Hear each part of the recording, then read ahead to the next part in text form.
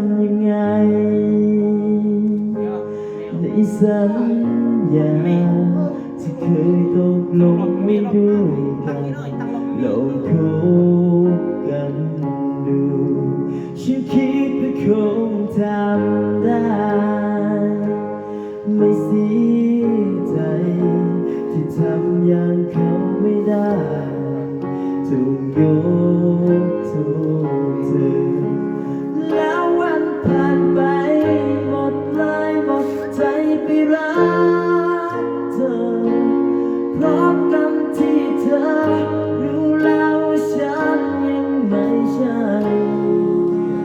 ขอเป็นอย่างเดิมถ้าทุกคำนั้นจะพูดไปได้ไหมยังเป็นเพื่อนกันสิ่งนั้น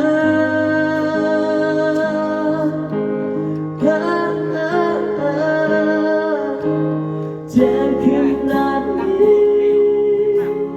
คงจะไม่ไหวทำตาไม่ได้ที่บอกไว้ในสัญญา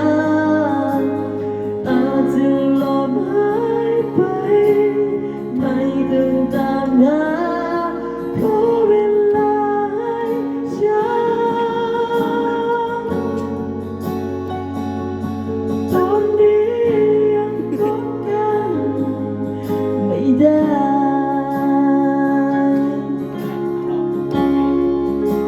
ขอโทษเธอจริงๆฉันเสียใจที่ทำอย่างเขาไม่ได้ถูกยกโทษเธอ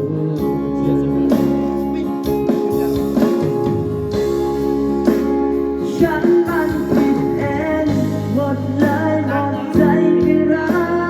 กเธอเพราะกันที่เธอรู้แล้วว่าฉันยังไม่ใช่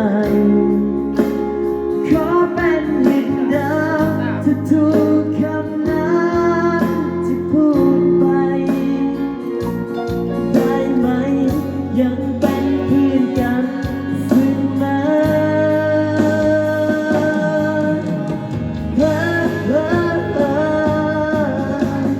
เจ็บข